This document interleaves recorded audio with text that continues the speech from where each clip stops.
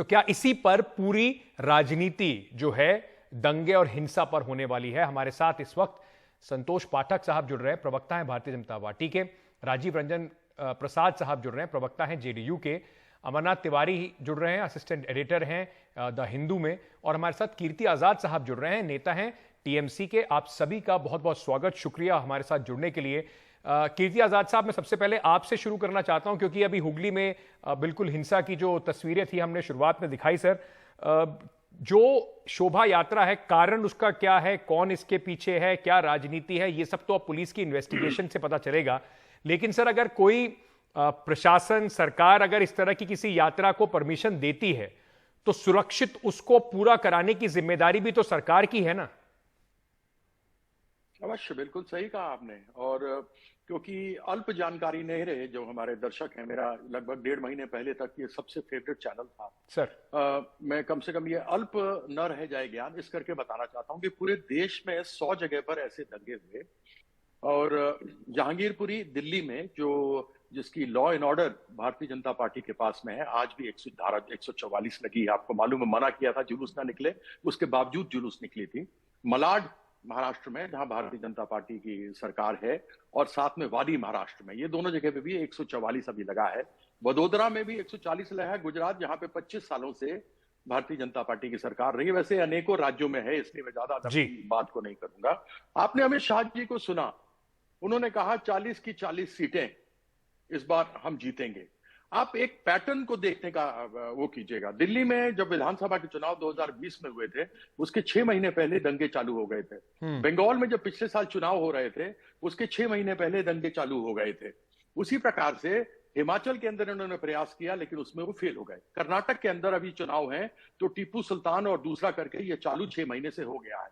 इनके पास सच में देखा जाए तो कुछ बताने कहने को कुछ है नहीं, और उसको लेकर यह प्रयास करते हैं, क्योंकि इनके पास इनका खाना पानी, दाना, सांसें लेना, सब कुछ हिंदू मुसलमान पे है। क्योंकि ना ये तो बेरोजगारी के बारे में बात कर सकते हैं, ना ये महंगाई के बारे में बात करेंगे, ना ये किसानों के ऊपर इन्होंने जो एमएसपी पे बनाना था उस पर नहीं बनाएंगे, और इस प्रकार की बातें करेंगे। अब आप मुझे एक चीज ये बताइए, हम दो आदमी हैं, मैं जब तक आपको उकसाऊंगा नहीं, मैं आपके ऊपर कुछ ऐसे चरित्र खंडन आपका नहीं करूंगा, तो आप भी शायद नहीं उसकाए जाएंगे। मेरा केवल ये कहना है कि ताली एक हाथ से नहीं बजती है। आपने अभी मुझे बहुत अच्छा फुटेज एक दिखाया, जो मैं फुटेज देख रहा था, जो आपने कहा जो बंगाल में जगह थी जहां पर आगजनी हो रही थी और पत्थर फेंका जा रहा था। आपने देखा कि आग के पीछे जुलूस वाले खड़े थे, उसके सामने एक लड़का पीठ जुलूस की तरफ करके सामने की ओर पत्थर फेंक रहा था। वह कौन था? उसको पत्थर अगर फेंकना था तो जुलूस पे फेंकना चाहिए था। ठीक है। और साथ में 2 गाड़ियां पीछे से डीजे लेकर के आई, वो डीजे थे उसके ऊपर, और वो सीधा जुलूस के अंदर घुस जाती हैं। अरे भाई, अगर इस पार में लोग दूसरे गैर हिंदू है, तो वह उनको इधर से पत्थर मारना चाहिए था। वहां से तो नहीं हो रहा, वहां से तो आराम से गाड़ी चलती चली जा रही है और जुलूस उधर पीछे खड़ा हुआ है। तो क्या ये पूर्व प्रायोजित भारतीय जनता पार्टी का प्रायोजित आपने आरोप भारतीय जनता पार्टी पर लगाया। सर, मैं एक बार उनका रिएक्शन जरूर इस पे ले लेता हूं, उसके बाद मैं वापस अपने और भी बयानों पे जाऊंगा। पाठक साहब, आपने सुना कीर्ति आजाद जी क्या कह रहे हैं? वो सीधा सीधा ये कह रहे हैं कि लॉ एंड ऑर्डर की सिचुएशन जो है, उस पर मैं उनसे दोबारा पूछूंगा कि भाई सरकार का भी अगर आपको पता है, और ये भी पता है अगर आपको कि बीजेपी इस तरह का कुछ प्रायोजित करा सकती है, तो तब तो आपकी जिम्मेदारी और बन जाती है। लेकिन ये पिछली बार भी हमने देखा, और ये वीडियो भी सामने आया था कि किस तरीके से हिंसा हुई। बीजेपी के कुछ लोग झंडा लिए, बीजेपी के झंडे से ही पुलिस वालों को पीटते बंगाल में दिखाई पड़े। तो क्या कुछ पैटर्न है, जैसे कीर्ति आजाद साहब कह रहे हैं, चुनाव से पहले का? अंकित जी, इसमें जो पैटर्न एस्टैब्लिश करने का प्रयास किया जा रहा है कीर्ति जी के द्वारा, वो दुर्भाग्यपूर्ण है। दुर्भाग्यपूर्ण इसलिए है क्योंकि आज से ठीक 6-7 वर्षों पहले तक स्वयं कीर्ति जी इस प्रकार के प्रोसेशन में शामिल होते थे। आज इनकी पार्टी बदल गई। नहीं, सुन लीजिए, अब फिर बीच में बोलने वाली बात घर में शांति से पूजा करता हूं। नहीं, आप क्योंकि गलत बोल रहे हैं इसलिए मैंने टोका आपको, वैसे क्षमा चाहता हूं। तो ठीक है, नहीं, आप लंबे समय तक भारतीय जनता पार्टी के सांसद रहे हैं, मैं उसी बात को स्थापित कर रहा हूं, मैं कोई अलग बात नहीं बोल रहा हूं। ठीक है, मेरी बात तो सेशन में नहीं गया मैं किसी। अंकित जी, ये कोई घटना अकेले बिहार में हो रही है या बंगाल में हो रही है या भारतीय जनता पार्टी के द्वारा प्रायोजित हो रही है, ये सारी ऐसी थियरीज हैं जो पिछले 70 वर्षों से इस देश में लगातार प्लांट की जा रही है। और आज जो परिस्थिति देश के सामने है, और सामान्य आदमी भी इस विषय को महसूस करता है कि भारतीय जनता पार्टी के शासन में आने के बाद अभी भारतीय जनता पार्टी के लगभग 15 राज्य हैं जहां पर हमारा शासन है अकेला, वहां पर किसी राज्य से तो इस प्रकार की बात कहीं सामने आई नहीं। और अभी उन्होंने अभी गिनवाए सर, मैं सिर्फ इसलिए रोक रहा हूं आपको कि उन्होंने अभी गिनवाया, दिल्ली भी गिनवाया, कानून व्यवस्था आपके हाथ में है, गुजरात की भी उन्होंने बात करी वहां पर आपकी सरकार है, तो उन्होंने गिनवाया कि ये और जगह पे भी हुआ है।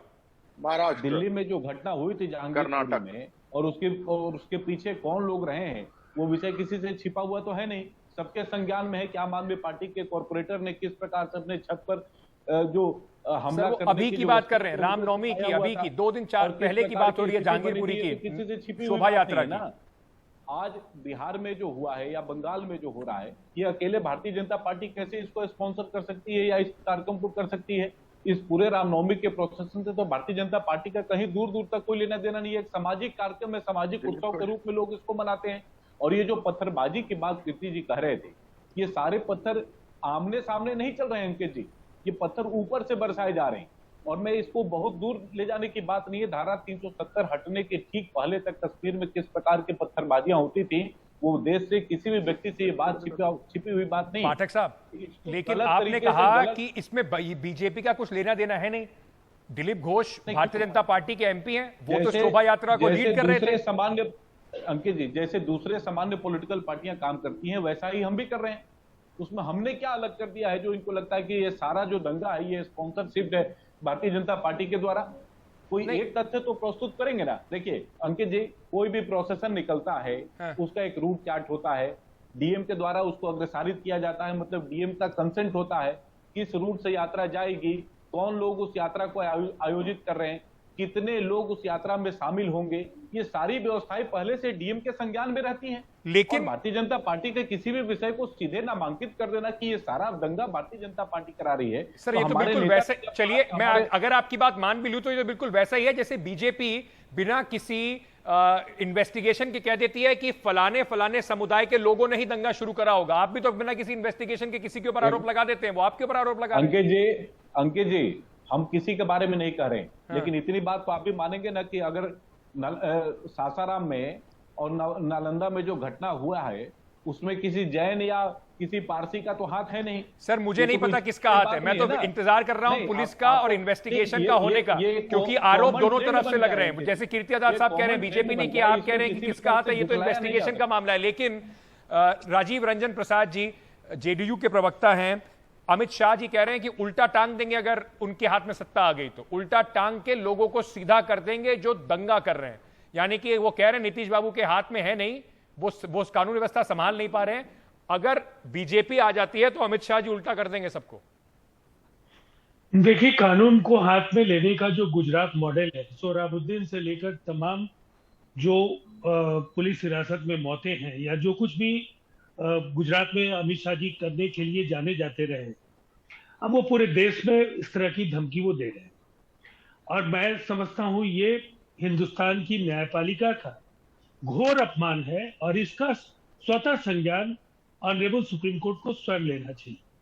और दूसरी बात कि अगर ऐसा अवसर उन्हें मिल भी जाए तो मुझे लगता है वो किन्हें लटकाएंगे? उन्हें तो भारतीय जनता पार्टी, विश्व हिंदू परिषद, बजरंग दल और अनेक जो प्रकोष्ठ संगठन भारतीय जनता पार्टी के और सहयोगी संगठन हैं, उनके नेताओं को टांगना पड़ेगा। इसलिए कि ये देशव्यापी जो दंगे की स्थिति है, कीर्ति आजाद जी ने काफी विस्तार के साथ कहा, और ये सच है कि जिन राज्यों का हवाला उन्होंने दिया उसमें मैं हरियाणा भी जोड़ देता हूं, जहां बाजाबता दंगाई भारतीय जनता पार्टी के कार्यकर्ताओं के साथ एक मस्जिद में घुसे, वहां उन्होंने कोहराम मचाया। पुलिस के संरक्षण में ये सारा कुछ हुआ। मुझे लगता है ये राजीव इतना जी काफी है कि आप अंकित जी, मैं केवल एक महत्वपूर्ण बात बोल रहा हूं जी। आप 2 राज्यों के महामहिम राज्यपाल से वहां की रिपोर्ट मांगते, लेकिन गुजरात जो दंगों के लिए, मुझे लगता है उससे कुख्यात देश में कोई राज्य नहीं जहां दंगों की वजह से पूरी दुनिया में हिंदुस्तान का सर शर्म से नीचे हुआ है जी। और उस राज्य के महामहिम राज्यपाल से आपने रिपोर्ट नहीं मांगी, ठीक है। आपने महाराष्ट्र के राज्यपाल से रिपोर्ट नहीं मांगी, ठीक है सर, इसका जवाब उनसे लेने से पहले एक छोटा सा सवाल है, संक्षेप में जवाब दीजिएगा सर। आप भी कह रहे हैं जी। कि देखिए बीजेपी के इसके पीछे, या बीजेपी के जो बजरंग दल हैं, या और जो विश्व हिंदू परिषद के, या जो बड़े जो बाकी जो संगठन है उनका आप नाम ले रहे हैं। सरकार आपकी, पुलिस आपकी, सर अगर आपको ऐसे कुछ सबूत मिल रहे हैं उठा के अंदर कीजिए। होगा। और जो गिरफ्तारियां हुई हैं, 100 से ज्यादा लोगों की, 107 लोगों की जो गिरफ्तारियां हुई हैं, उनकी संलिप्तता दंगों में है, इसके आधार पर गिरफ्तारी हुई है। और ये लंबी फहरिस्त बढ़ेगी, और इसलिए कि अभी हिरासत में भी ठीक है। बहुत बड़ी संख्या में लोग। अमरनाथ तिवारी मैं जी एक जुड़ बात रहे हैं आपको हमारे साथ, बता हिंदू देना के चाहता हूं, असिस्टेंट दंगों एडिटर से हैं। बिहार अमरनाथ का जी, रिश्ता कभी नहीं था। ये जो बात बार बार कही जाती है, क्योंकि टीवी पर आके ये एक दूसरे पर आरोप लगाना बड़ा आसान हो जाता है कि ये संलिप्त है, वो संलिप्त है, और एक दूसरे के ऊपर इस तरह की बात की जाती है, लेकिन ये बड़ा खतरनाक है। राजनीति इस पर जिस तरीके की होगी, किसको फायदा होगा, नुकसान होगा, वो तो बात की बात है। लोगों के बीच में जो एक दूसरे को लेकर अविश्वास हो रहा है, वो एक बड़ा खतरनाक हिस्सा है इसका।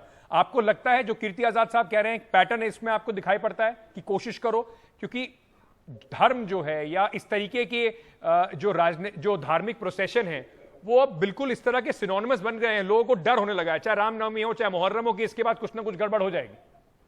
हाँ, बिल्कुल सही कर रहे हैं अंकित। आजकल एक पैटर्न बनते जा रहा है, और जब से मतलब 3-4 सालों से बिहार की राजधानी पटना में मैं रहता हूँ, यहाँ बिल्कुल जिस लोकेलिटी में मैं रहता हूँ वो फील कर रहे हैं और आंखों के सामने देख रहे हैं कि रामनवमी के समय जब जुलूस निकलता है, जो पहले जुलूस निकलता था और अब जो जुलूस निकलता है, उसमें जो स्लोगन शाउटिंग होती है वो डिफरेंट है।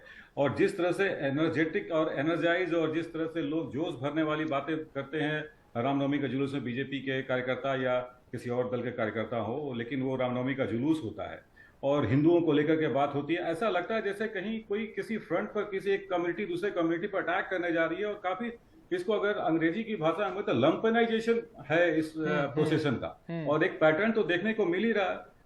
2-3 दिन पहले सासाराम में हुआ, फिर नालंदा में, आज सामने से खबर आई कि मुजफ्फरपुर के सरैया इलाके में भी कुछ इस तरह कम्युनल टेंशन बढ़ गया वहां। इसका कोई राजनीतिक असर आप देख रहे हैं? इसका किसी को फायदा मिलने देख रहे हैं क्या आप?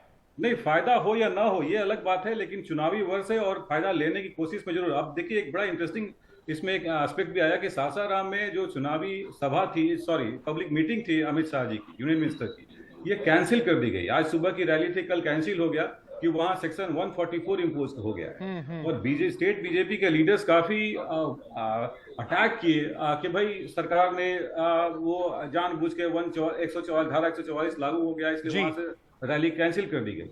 और वहां के डीएम और स्टेट गवर्नमेंट लगातार इस बात को डिनाई करते रहे कि 144 वहां नहीं है, लेकिन वहां का एक पुलिस अधिकारी, लोकल थाना इंचार्ज, वो माइक लेके कैमरा पर दिखा गया कि ये कहते हुए कि जिलाधिकारी के अनुसार, आधा पदाधिकारी के अनुसार 144। ये कंफ्यूजन था, ये कंफ्यूजन से किसको फायदा, और ये आने वाला चुनाव ही बताएगा, लेकिन एक असमंजस की स्थिति है, लोगों में डर है जरूर। जी, कीर्ति आजाद जी, आपने क्योंकि इसकी शुरुआत की थी और आपने कहा कि इसमें पैटर्न देखिए और बीजेपी को देखिए, सर अगर ये पैटर्न हमें पता है, या आपकी पार्टी को पता है, या पश्चिम बंगाल में पुलिस को, सरकार को पता है कि इस तरह की घटना पहले भी होती रही, एक पैटर्न उभर रहा है, तो फिर तो सरकार का और पुलिस का फेलियर और बड़ा हो जाता है ना सर। इसकी जानकारी आपको थी कि ऐसी आशंका हो सकती है, अगर आपकी माने तो कोई पॉलिटिकल पार्टी इसके पीछे हो सकती है, उसके बाद भी अगर ऐसा हुआ तो ये तो फिर सफलता मानी जाएगी ना सर। जब रूट डाइवर्शन होते हैं और उसके अंदर जब परमिशन के समय लिखा जाता है कि आप तलवारें लेके, कोई भी हथियार लेकर के नहीं चलेंगे, कोई हैजर्डस मटेरियल लेकर नहीं चलेंगे, आप कोई रूट नहीं बदलेंगे, और जब आप ये तीनों चीजें करें तो फिर आप मुझे बताइए पुलिस और प्रशासन क्या उस समय कर सकती, क्योंकि उसकी व्यवस्था तो उस रूट पर है, और आप उस रूट को छोड़ के दूसरी तरफ चले जाते हैं तो उस व्यवस्था बनाने में कुछ समय तो लगता है। लेकिन आप एक पैटर्न को, मैं आपको ये कहना चाहता हूं, जो एक बड़ा मुद्दा है, क्योंकि ये रॉयट्स तो होंगे जहां जहां पर भारतीय जनता पार्टी की बड़ी सीटें, बड़ी स्टेट है जिसमें ज्यादा सीटें हैं। आज वेस्ट बंगाल और बिहार की सीटें मिला के 82 सीटें होती हैं, और यह दंगे आप देख लीजिए साल भर पहले होने शुरू हो गए। जैसा मैंने आपको बताया था, दिल्ली में हुए थे, दिल्ली के चुनाव से पहले वहां पर आम आदमी पार्टी जीत गई। आपने यही देखा कि बंगाल में 6 महीने साल भर पहले शुरू हुआ, यही आपने देखा कि 6 महीने पहले कर्नाटक में शुरू हुआ, क्योंकि वहां उनकी परिस्थिति, पूरी सरकार नहीं है। तो अभी से ही लोकसभा की तैयारी के लिए ये सारी हरकतें वेस्ट बंगाल और बिहार के अंदर यह कर रहे हैं, जिससे ये हो और उसके अंदर पोलराइजेशन हो जाए दोनों पार्टियों का। पोलराइजेशन की पॉलिटिक्स खेल कर राजनीतिक। एक मिनट, कंप्लीट कर लेने दीजिए, कंप्लीट कर लेने दीजिए थोड़ा तो रूट डाइवर्शन, हाँ बिल्कुल खत्म, 15 सेकंड। रूट डाइवर्शन क्यों हुआ, हथियार क्यों लेकर के गए, वहां पर जाकर गैर हिंदू धार्मिक स्थलों के ऊपर वहां जाके गालियां क्यों दी गई, पत्थर क्यों मारे गए, और अलग अलग जो भड़काऊ भाषण क्यों दिए गए। इतना केवल बता दीजिए, आपको साफ पैटर्न पता लग जाएगा कि ये क्या करना पाठक चाह जी, रहे हैं लोकसभा से क्योंकि पहले। आप ही को इसका जवाब देना होगा, सवाल आपसे ही है। देना ही पड़ेगा अंकित जी। मुझे इस बात का दुख है कि इतने सीनियर लीडर हैं और ये जिस बात को एस्टैब्लिश करने का प्रयास कर रहे हैं कीर्ति जी, उसको भी एस्टैब्लिश नहीं कर सकते। ये कह रहे हैं कि दिल्ली में दंगे हुए, आम आदमी पार्टी जीत गई, बंगाल में दंगा हुआ, टीएमसी जीत गया। हम कहां जीते ये बताइए ना। और जिस फैक्ट को एस्टैब्लिश करने का प्रयास किया जा रहा है कि दंगे होते हैं तो भारतीय जनता पार्टी को लाभ होता है, और एक पक्ष को हम लोग हिंदुओं का जो पक्ष है उसको लेकर हम अपने आप को मजबूत करना चाहते हैं, उसका जो दूसरा पक्ष है उस पर क्यों नहीं बोल रहे। उसका जो दूसरा पक्ष है, अगर पोलराइजेशन होगा तो दो पक्षीय होगा, एक पक्षीय तो होगा नहीं। और हिंदू अलग अलग जातियों के आधार पर वोट करेंगे। एक कम्युनिटी पूरे एक कम्युनिटी अपने धार्मिक आधार पर मत करती है, और ऐसे सेकुलर पार्टियां हैं जो टीएमसी हो या बिहार में राजद हो, जदयू हो, उसको लाभ किसको मिलता है ये पूछे ना। नहीं तो तो बड़ी सर बात है ना। उसका ये कोई जस्टिफिकेशन थोड़ी है, चाहे कीर्ति जी अपनी बात को साबित कर पा रहे हैं या नहीं कर पा रहे, पर ये कोई जस्टिफिकेशन थोड़ी है इस बात का कि हम जाकर हम रामनवमी का एक धार्मिक लोगों की आस्था होती है, उस आस्था के प्रोसेशन को हम ऐसा बना देंगे कि हम किसी के धार्मिक स्थल के सामने जाके हम डीजे बजाएंगे और उल्टी सीधी बातें कहेंगे।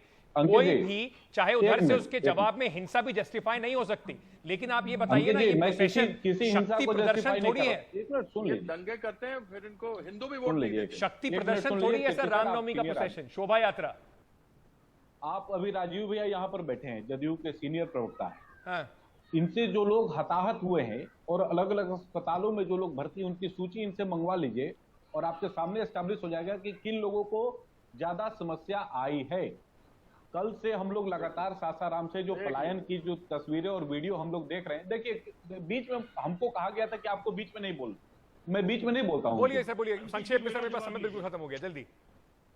सासाराम में जो पलायन की तस्वीरें आई हैं, वो किस कम्युनिटी का पलायन वहां पर हो रहा है और किस कम्युनिटी ने डोमिनेंस वहां पूरे घटना को किया है, इस बात को एस्टैब्लिश करा दीजिए। सर दिक्कत इसी बात की है कि आप विक्टिम्स में भी जो लोग मारे जा रहे हैं, जिनके घर जा रहे हैं, उसमें भी ढूंढ रहे हैं कि किसका हुआ, किसका ज्यादा हुआ, किसका कम हुआ, किसका सरनेम क्या है। कोई भी स्टेट जो है, कोई भी सरकार जो है, वो इस तरीके से अगर लोगों को देखेगी तो थोड़ी दिक्कत तो उसमें होगी, और उसी दिक्कत को शायद ये एक सिम्टोमैटिक बनता जा रहा है। चाहे जैसे मैंने कहा किसी भी ढंग के जुलूस हो, वो एक शक्ति प्रदर्शन में बदलते जा रहे हैं, और ये बड़ी चिंता की बात है।